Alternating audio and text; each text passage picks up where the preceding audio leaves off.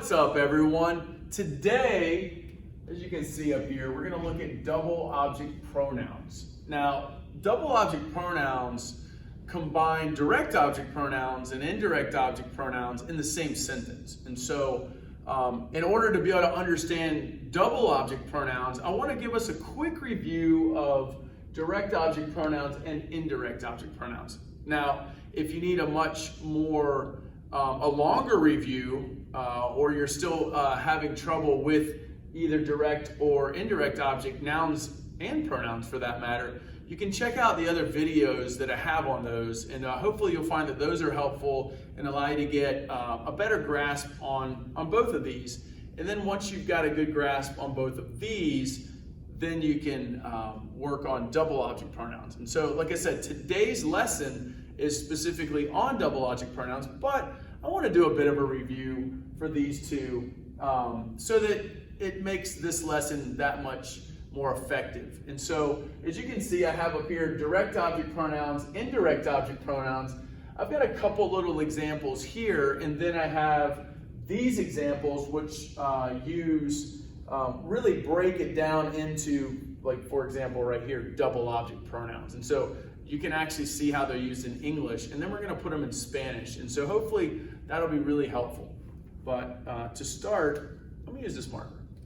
And so I'm going to bring you over here and just do a bit of a review, a bit of a reminder, if you will, on what the direct object pronouns are. And then we'll look at the indirect object pronouns, and then, like I said, we'll get into the lesson. And so direct object pronouns are me, te, lo, la, nos, os, los, las. And so here's something that's important about the direct object pronouns.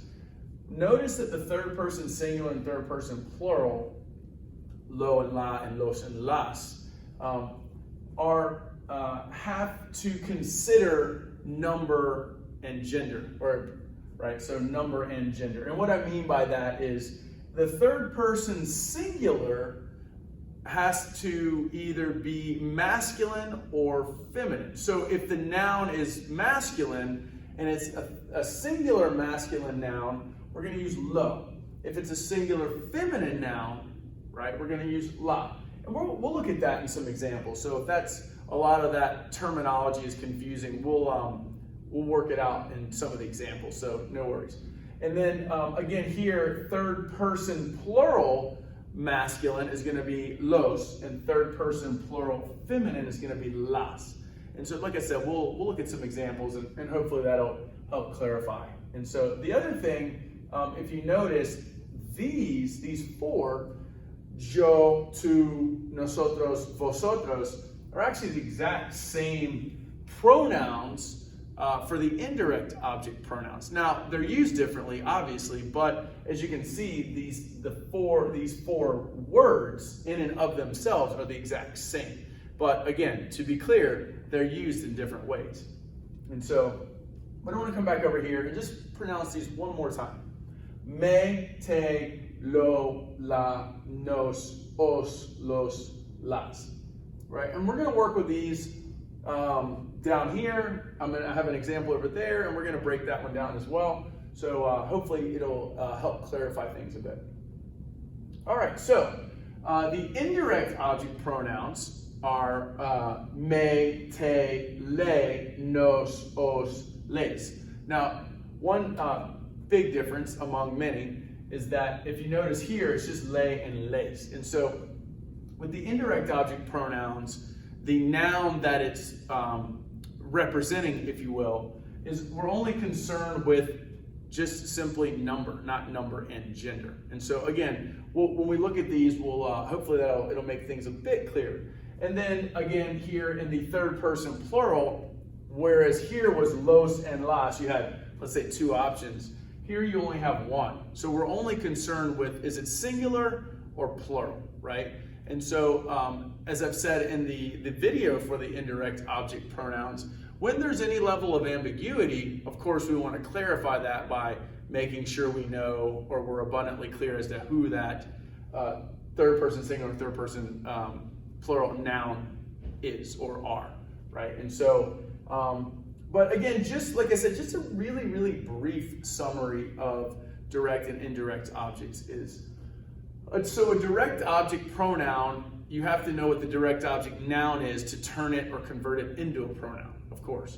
And so likewise, you have to understand what the indirect object noun is to then be able to convert that noun into a pronoun, right? And then combining those two pronouns into one sentence is what we call double object pronouns. And so that's really what we want to get to today. And so before we get to that, we need to be able to identify in the sentence, in these English sentences and these English sentences, which we're going to convert to Spanish too. We need to be able to identify these things. So we need to be able to identify the direct object noun and the direct object pronoun so we can then turn them, we need to be able to identify the direct object noun and the indirect object noun so we can convert them into pronouns. Right? And so once we've converted them into pronouns, that's when we can begin to make that double object pronoun. And so I know that's probably confusing, all of the pronouns and nouns and indirect and direct and double, all these words that I'm using.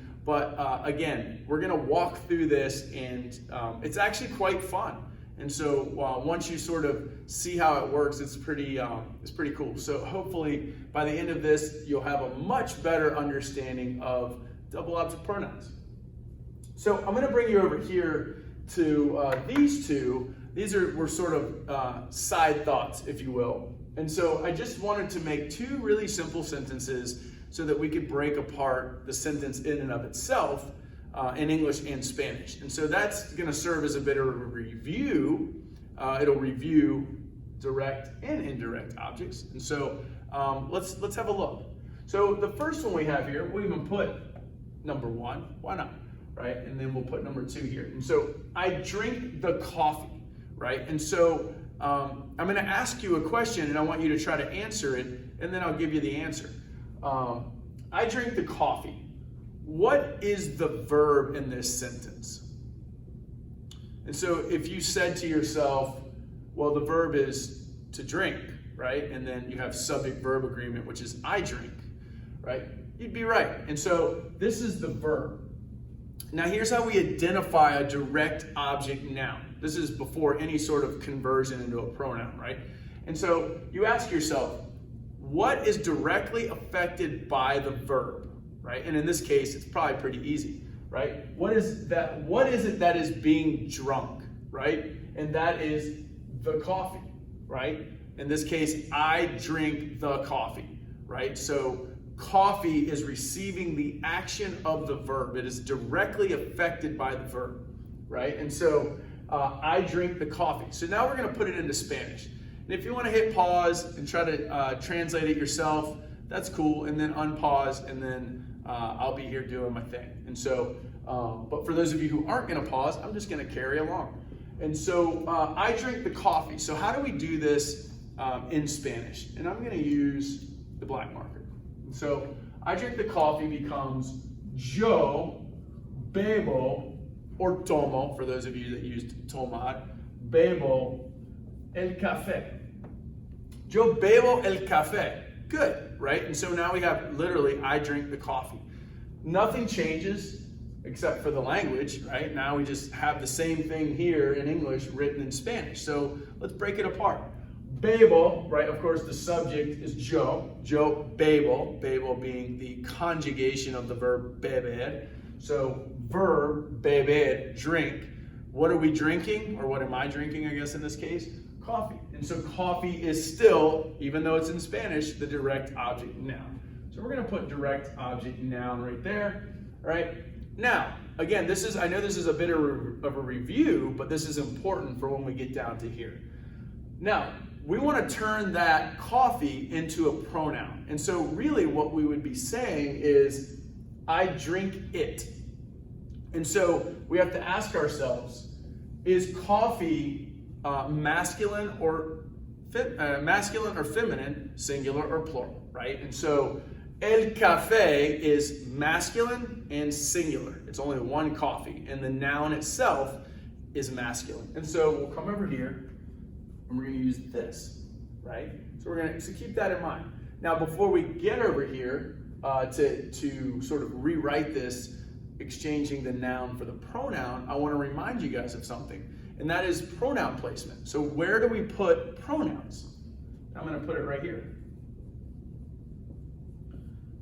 Where are the universal places for pronoun, right, in terms of pronoun placement in a sentence? So number one is before a conjugated verb, right? And again, in every single pronoun lesson, I've said this, right? And so two, the other place it can go, right? Now you pick one of them. You don't, put them all in every single place. You just pick one and go with it, right? So before the conjugated verb, attached to a gerund, right? And that's your ing or your ando or your yendo in Spanish, right? And so we've done that as well.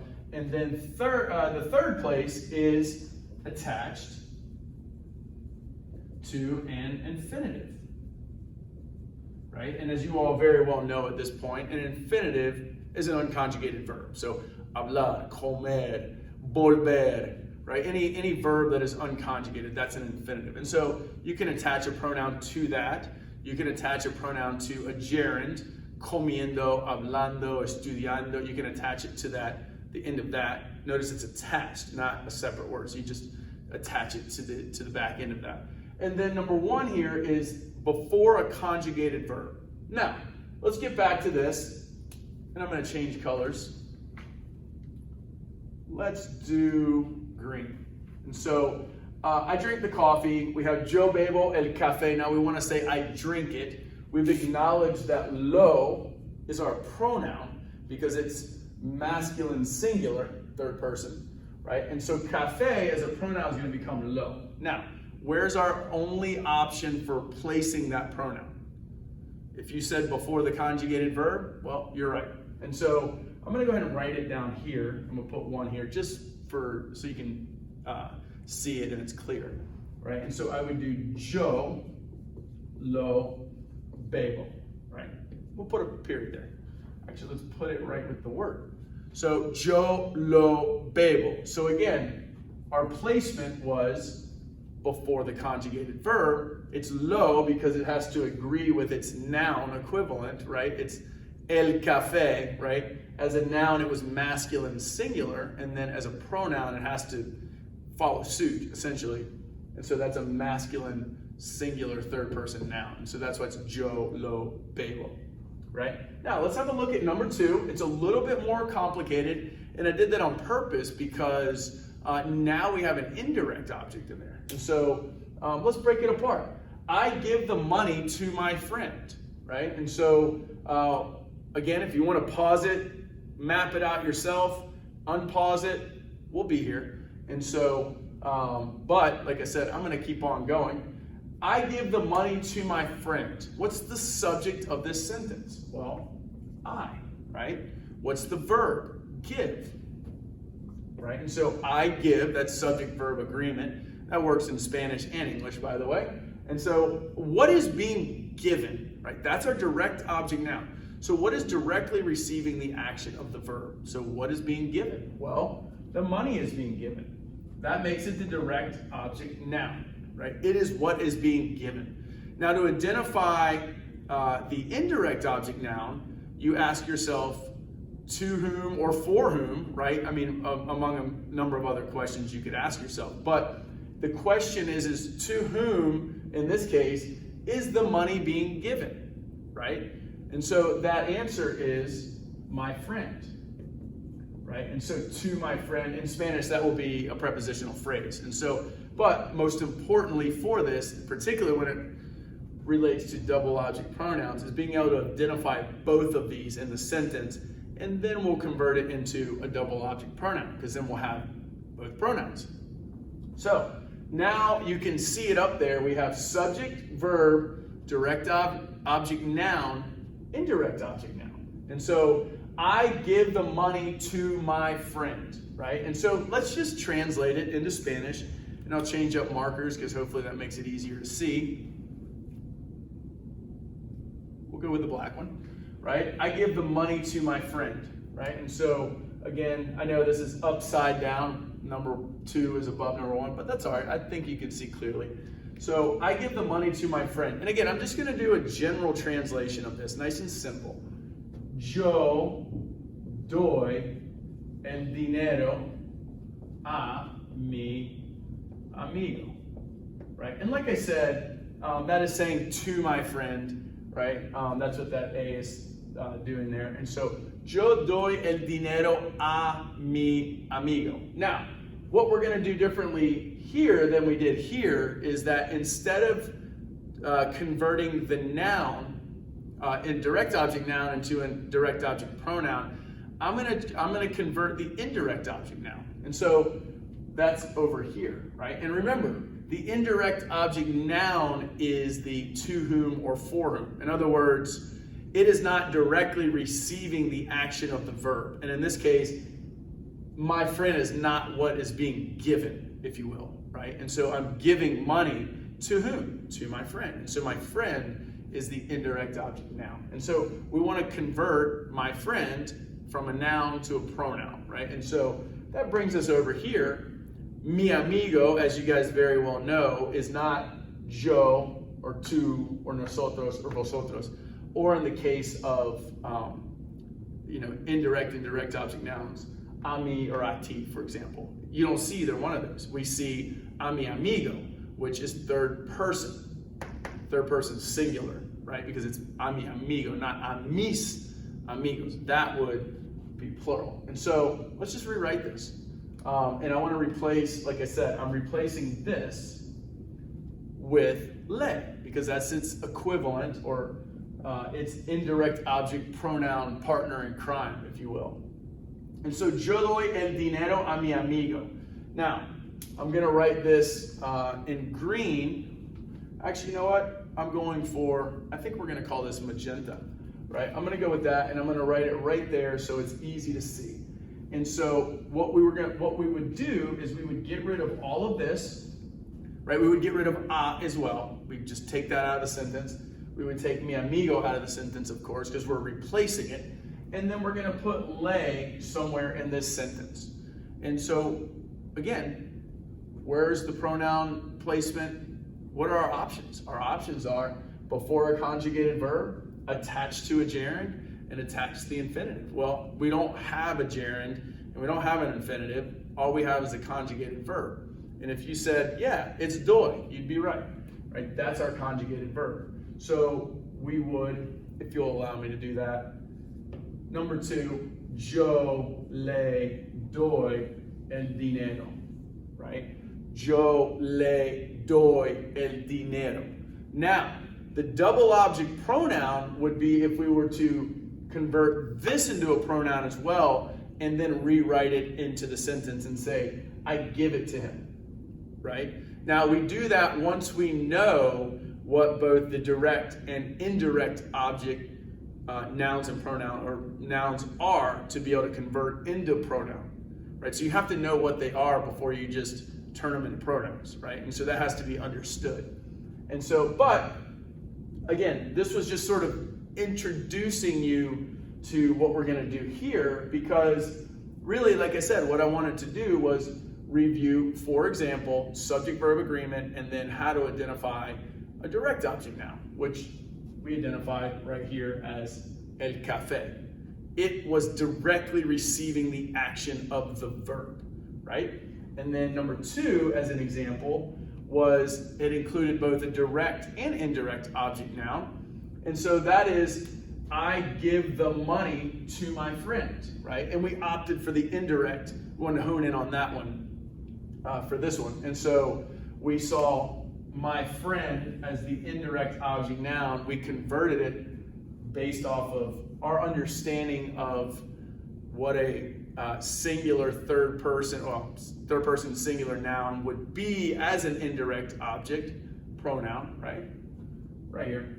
And then we placed it in the sentence. And so again, just to review the pronoun placement, we have that right here as well. And so since our only options in both of these were to put them before the conjugated verb, that's what we did. And so that's why we have, in this case, number 1, right? Remember, it's coming from here. Yo lo bebo. the lo representing café. Yo le doy el dinero. So I give the money to him is really what you're saying in that sentence. So yo le doy el dinero, or I give him the money.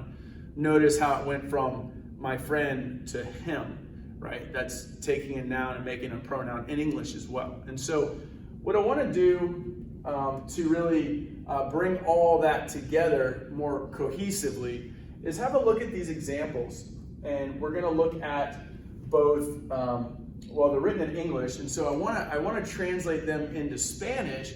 And then as you can see on the back end of these sentences is a more condensed version or a double object pronoun version of it. And so hopefully that's going to help clarify things. And I'm going to stick with this magenta marker. I might change it up at some point, but for now, we have here, my friend buys a book. And again, if you want to try this on your own, hit pause and then come back. I'll be here doing my thing. And so if not, that's cool. Just, we're just going to keep on moving forward. But absolutely, if you'd like to, on your own, break it apart, hit pause, and we'll be here when you come back. And so my friend buys me a book. So let's just put that into Spanish. Mi amigo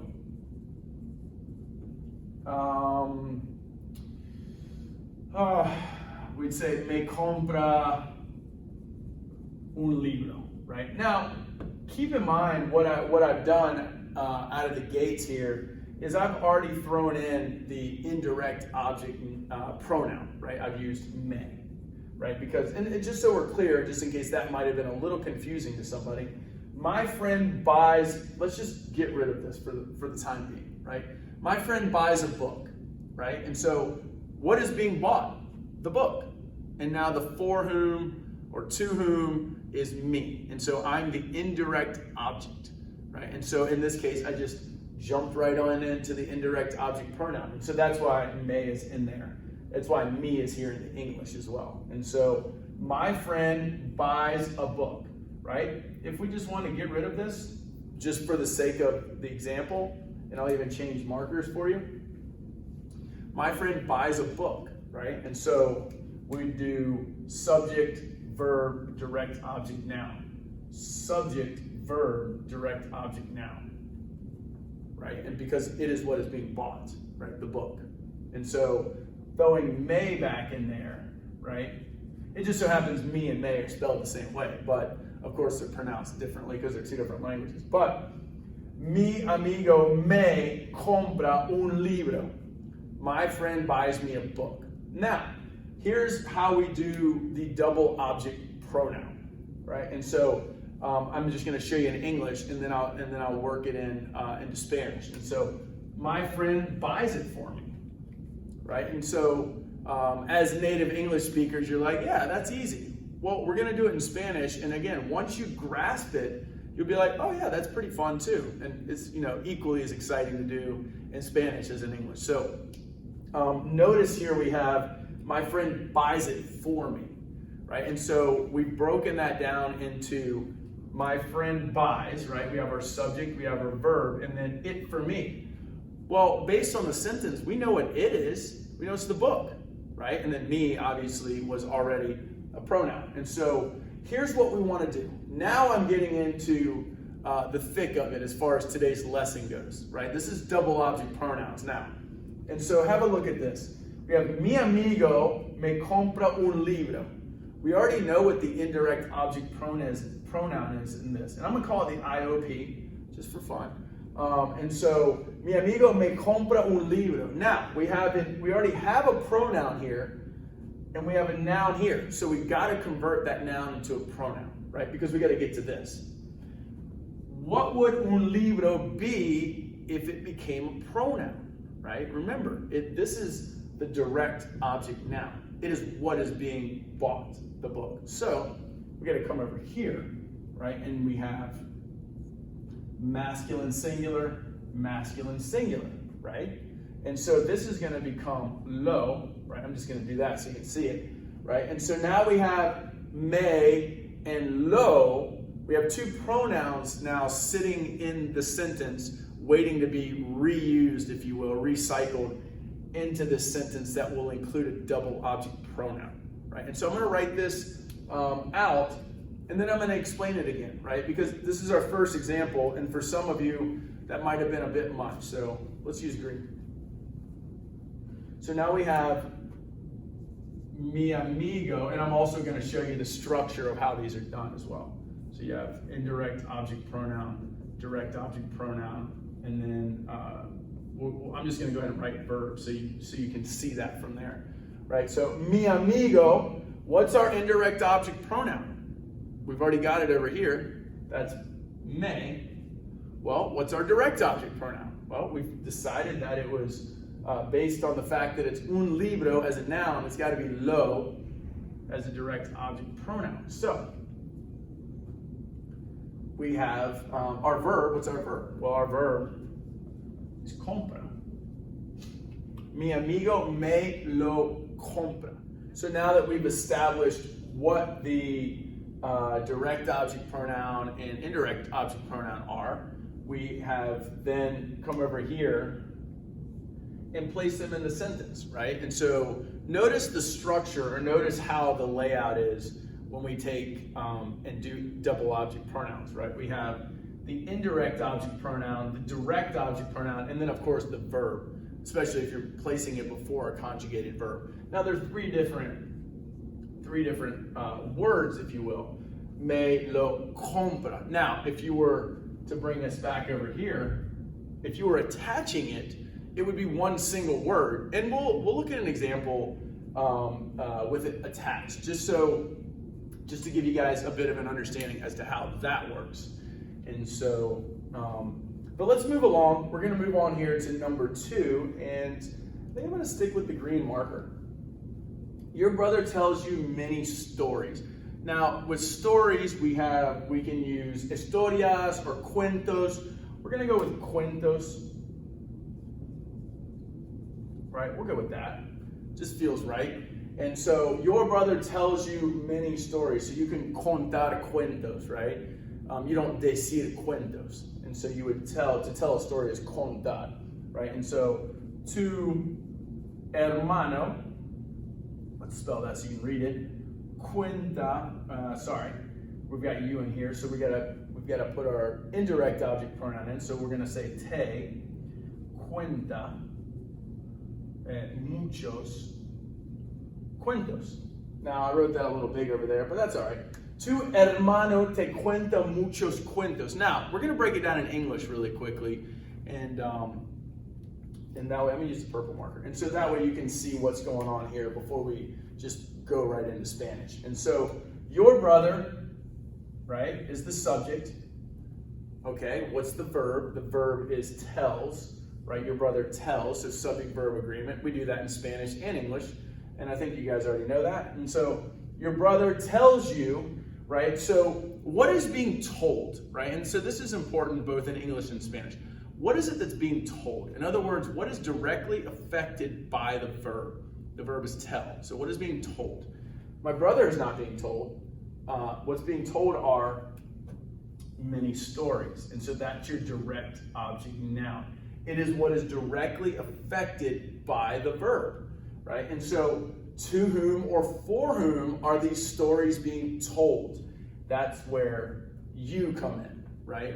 At least the word you here, right? And so your brother tells many stories. To whom? To you, right? And that's where you is the indirect object pronoun, both in English in this sentence as well as in Spanish here, and that's why I have te. So if you were wondering, that's why it just kind of automatically goes on in there.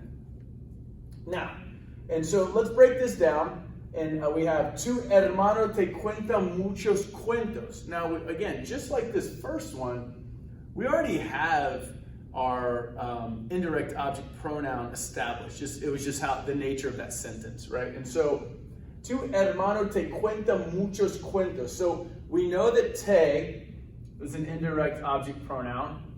We know muchos cuentos is our direct object noun, but we want to turn it into a pronoun. So what would that be? And again, we'll come on over here to our pronouns, direct object pronouns, and we're going to come right here. Why? Because cuentos is a masculine plural noun. And so its equivalent or its pronoun partner is los, right? And so now we have te and los that we're working with. Now remember, what's the structure? The structure is indirect object pronoun, direct object pronoun, and then verb, unless you're attaching. And like I said, we'll get to that later. But I'm just keeping it as hopefully as easy to understand as possible right now. I'm not going to mix it up. I'm just working with this. So your brother tells them to you. Again, in English, you wouldn't bat an eye at that. That sounds great, right? And you wouldn't even question even how to do that. And so, but let's look at Spanish and how it's going to work. And so we have tu hermano, right? We're starting out just like we did over here. And so now we want to incorporate these double object pronouns, right? And so we're going to go with the indirect object pronoun. We're going to go with the direct object pronoun. And then we're going to go, I'm just going to write it again, verb, right? So now we want to say what is here in English, we want to say it in Spanish. And so in English here, you have your brother tells them to you.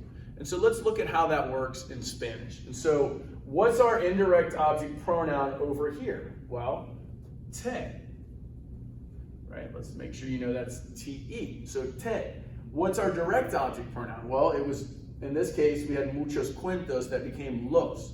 So we're going to do that. So we're going to do los. And then tu hermano te los what? Right? Cuenta. Tu hermano te los cuenta. So that's how you do double object pronouns in Spanish, right? This is how we convert, we make it like it is here in English. This is how we do it in Spanish. Now take note of the structure. Again, it's indirect object pronoun, direct object pronoun, and then verb if we're not attaching, right? If there's no option for infinitive or no option for gerund around. And so this is how it would work. So let's have a look at number 3. Let's just keep on going, and hopefully as we walk through this, which is actually a quite challenging concept.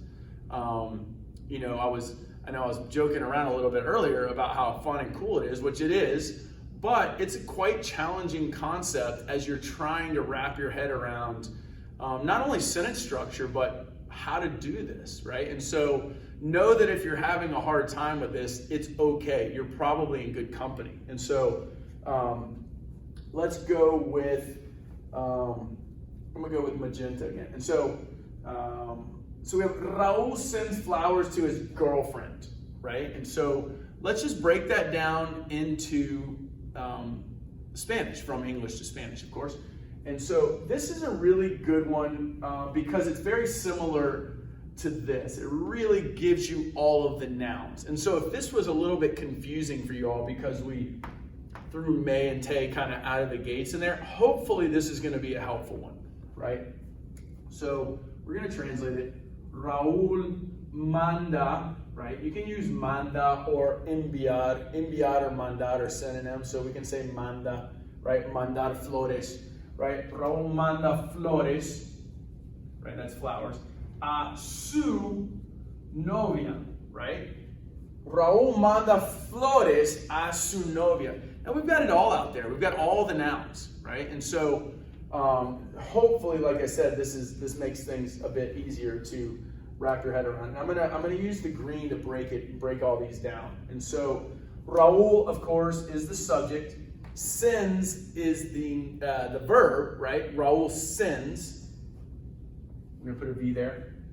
What's being sent? Exactly. If you said flowers, then you got it right. And so that is what is being sent. So what does that make it grammatically? Of course, it's the direct object noun. It is what is being sent, right? And so it is directly receiving the action of the verb. In exactly the same way, the coffee is what is being drunk here, right? Okay, so Raúl manda flores a su novia. Now, going back to the English, Raúl sends flowers to his girlfriend. So what is being sent? The flowers are being sent. To whom or for whom are those flowers being sent? And if you said su novia or his girlfriend, you'd be right. And so that makes it the indirect object noun, right? So some of you science folks that are learning Spanish, you're like, ion, okay, cool, I can get with that. So anyways, that's the indirect object noun. And so Raúl manda flores a su novia, right? And so now we have it written in Spanish, and so we still have the same subject, verb, direct object noun, it's what's being sent, and then the to whom, right? Remember, this is the what's attaching that indirect object noun to the sentence, a prepositional phrase, if you will, right? And then we have the indirect object noun. That's how we break it down. And so now we want to say, as you can see here in black, Raúl sends them to her, right? Again, in English, for you all that know English, you're like, yeah, okay, that's easy. So how do we do this in Spanish, right? And so we're going to do, I'm going to write it with green. And so we're going to go with Raúl, right? Actually, before I get ahead of myself, I'm going to use, we're going to use purple because I want to make sure this is clear, right? And so Raúl manda flores a su novia. Now we've established what the nouns are. What are the pronouns? And so what is the pronoun partner for flores, right? Or direct object pronoun, if you will. And so we got to go over here again. Flores are plural, and it's las flores, so that's what our direct object pronoun would be. I'll write that in there. Hopefully you can read that. And then we have su novia, right? And so now we have an indirect object noun, su novia, right? Singular third person. And again, as I said at the top of the class, with this, we're not interested in gender, only with number. And so singular third person becomes le. And so we're going to put le here. Now, for those of you who are already thinking, there's no way this can get any harder, I'm about to show you something. So now, I don't think it's making it harder per se, but just as you're getting dialed in, you're like, you got to be kidding me, right? And so here's the thing. I'm going to show it to you right here, and I'm going to walk you through it. And again, make note of this. And so we're going to use green because that's what we started with over there. So we got Raúl manda flores a su novia. Now we've established what the pronouns are, so let's write them. All right, so we've got the indirect object pronoun, the direct object pronoun, and the verb, right? You know this by now. So here's the deal. Let's fill them in. What is the indirect object pronoun? Well, we have it written here. It's le, right? Okay, cool. Well, what's the direct object pronoun?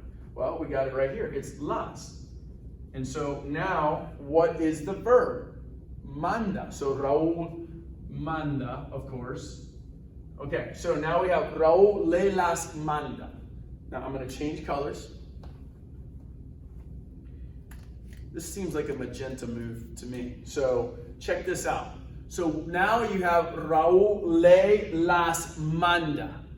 Right? Raúl le las manda. Now, the rule is for double object pronouns, all these other ones were totally fine, but you cannot have le as a double object pronoun. The le changes to say. It's just phonetics, right? Smooths it out, if you will, right? At least someone a long time ago decided that. And so le, you cannot use le in a double object pronoun. So if it is supposed to be le, the le has to change to say. And so I'm going to rewrite it right beside it in our color here. And so we have, I'm going to draw a line so it's clear. Raúl se las manda.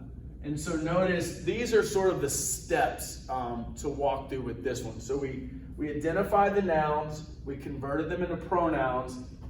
I wrote it in the sentence here, and then I said, hey, le, you can't have le las or le los or lace. You can't have le or lace at all as a double object pronoun. So le or lace, right? I want to be clear about that. Le and lace, when used as in a double object pronoun, will change to say. And so that's what we did there. Now it keeps its sort of position in the sentence, right? You still have your indirect object pronoun. Wow, I don't even know if you can read that, but and then you have your direct object pronoun, and your verb is still there. So it doesn't change, right? It just, the only thing that changes is you're not grammatically allowed to have le in there. So, okay, so let's check out number 4. Hopefully that was helpful for you guys. Number 4 is going to be a bit more the same. You're going to get all the nouns out there, but you're gonna have to do that lay to say change. So let's take a look. We order the food from the waiter or server, right? And I noted here that we're gonna go with a male server, right? And so that's why I have him there. So nosotros, we don't need nosotros, right? So I'm just gonna go right away into pedimos, right? You know what? Just for the sake of breaking this down, I'm gonna write it. So nosotros pedimos la comida.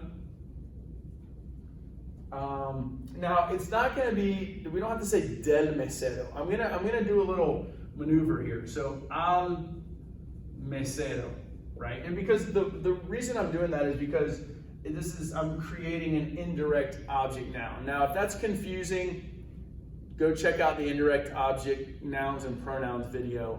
But if it's not confusing, great. But either way, just follow along. Nosotros pedimos la comida al mesero, right? This is a combination of a, like a, and then el, right? So a plus el equals al, right? And so we have this prepositional phrase a combined with el, the definite article el for the waiter. And so that's where we get al from. And so when you build this out in this structure, that's why I'm doing that. And so hopefully that makes sense. Nosotros pedimos la comida al mesero. Now let's break it down, and we're going to change markers here. So what is the subject, or who is the subject? I'm sorry. Nosotros. What's the verb? Pedimos. What is pedimos? It's to ask for. So what is it that's being asked for in this sentence? Well, the comida, la comida, right? And so that's our direct object noun. Remember, it is what is directly affected by the verb. It is what is being asked for, right? And then to whom or for whom is the food being asked or ordered, right? And that would be el mesero. And so it's not a D, that would be an I, right? And so that's the indirect object noun. So the mesero is the to whom or for whom, right? Now, good. So since we're at that point, let's go ahead and get some pronouns in the game. And so we're going to bring purple back in. So what would the direct object pronoun be for comida? Comida is a feminine singular noun, right? And so that would become la, right? You guessed it. And then mesero. Mesero is a singular third person indirect object noun. Boom. So we've got le. Now, let's go back over here, and we order it from him. And so we want to say, I'm going to write nosotros again, nosotros, and then I'm going to put our spaces here, and then pedimos, right, because you already know that. And then we have our indirect object pronoun, our direct object pronoun. So here's the deal. What is our indirect object pronoun? It's le. But what did I tell you in the previous sentence? You can't have le in a double object pronoun. What does it change to? You got it. Se, right? And so we're going to convert that right away. And then what is our direct object pronoun? It's la. Nosotros se la pedimos, right? And so that's how that double object pronoun works there. Pronouns, right? And so again, as I said, le, you can't have le in a double object pronoun, and so it converts to se. And so in much of the same way, this sentence with Raul sending flowers to his girlfriend eventually turns out to Raul se las manda. We have this last sentence being nosotros se la pedimos. Now, I'm going to erase the board, and I'm going to put up an example of both, where are we here? Both attached to a gerund and attached to the infinitive, just so you guys can have some examples of how to attach these double object pronouns, because all of these have been before the conjugated verb. So like I said, I'm going to erase the board, and I'll be right back. All right, welcome back. So here we go. I'm just going to put number 1 and number 2, right? Again, as you can see here, I have with gerund, right, which is your ando or iendo, your ing, if you will, and then an infinitive, with infinitive. So this is going to be an unconjugated verb. And so let's just see how these pan out. And so I am passing the ball to Carlos, right? And so, well, let's break it down. What's the subject? I. What's the verb? This would be a combination in Spanish, so it's going to be the present progressive, right? And so we're just going to put that, I'm just going to put that there, right? What is being passed? The ball. So the ball is the direct object noun. To whom is the ball being passed? To Carlos, right? To Carlos. So that's the indirect object noun, right? He is the individual that is indirectly receiving the action of the verb. The verb being passed, what is being passed is the ball. And then again, I put it in sort of double object pronoun form in English. So I'm passing it to him. So let's see what that looks like. So we have Joe, right? We don't have to have Joe, but I'm putting it there just for the sake of the example. So hopefully you find that helpful. So yo estoy pasando la pelota a Carlos, right? So again, I just wrote that straight out. And so you can see everything, sort of front and center. So we have subject, verbs, right? It's a present progressive, so estad plus the gerund. This is your gerund form, ando, pasando. Direct object noun, la pelota, it is what is being passed. And then Carlos, again, you have your prepositional phrase linking Carlos to the sentence as the indirect object noun. And so, again, we've got everything out there that we need, and I left these up just for reference. And so, what would we change la pelota to as a pronoun, direct object pronoun, right? We'll come over here again. So it's la, right? What would Carlos become as an indirect object? So as a pronoun for that matter. So he would become le because he's third person singular, right? And so, good. So now we want to say, I am passing it to him. So now we want to attach it. Now, of course, we can put it before the conjugated verb, and I'll show you that too. But I'm going to write it out first and foremost in a way that to show you how we would attach it. And so I am passing it to him. Estoy pasando, and I'm just going to write it here, right? I'm going to write your those two lines so we can remember what they are. Remember, indirect object pronoun, direct object pronoun. That's not going to change, right? It's sort of a little package that you take in place, right, in different parts of the sentence. So, estoy pasando, we have la and we have le. So we go, estoy pasándole la, right? Now we know better than that because we've already learned that le can't be in a double object pronoun. So we're going to change that to say, right? Now that's all one word. I'm going to write it again in a different color so you can see that. And so it would be pasándosela. That still looks too far away, so let's get it closer. Pasándosela, pasándosela.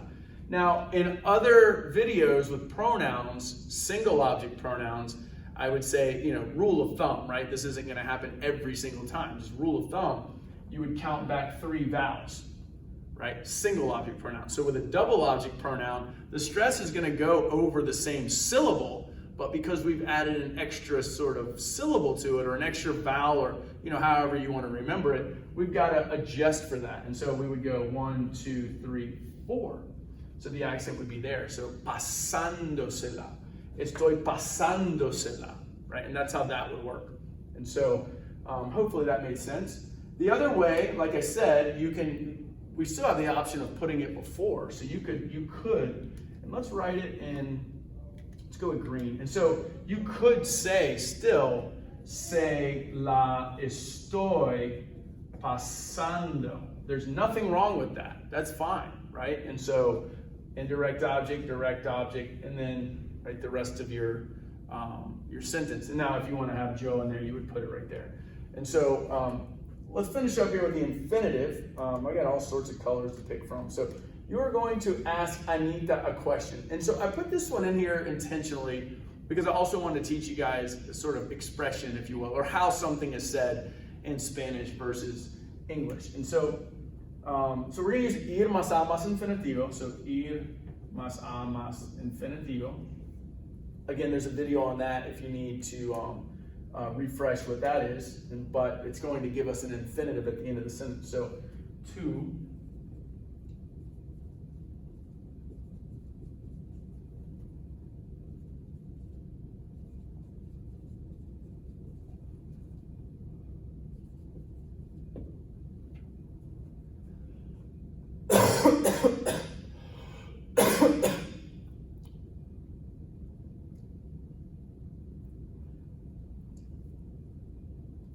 Now, as you can see, we have tú vas a hacer una pregunta a Ana, or I'm sorry, let's fix that.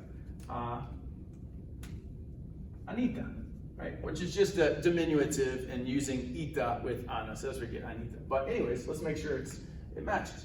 So, tú vas a hacer una pregunta a Ana. So this is your ir plus a plus infinitive, right? And so this is going to give us our infinitive and allow us to, add these pronouns, then what will become pronouns to the end of it. And so let's have a look at this. So, tú vas a hacer una pregunta a Anita. Now, what I wanted to show you all by using this sentence is, notice for Spanish we say, in the English, I'm going to ask Anita a question.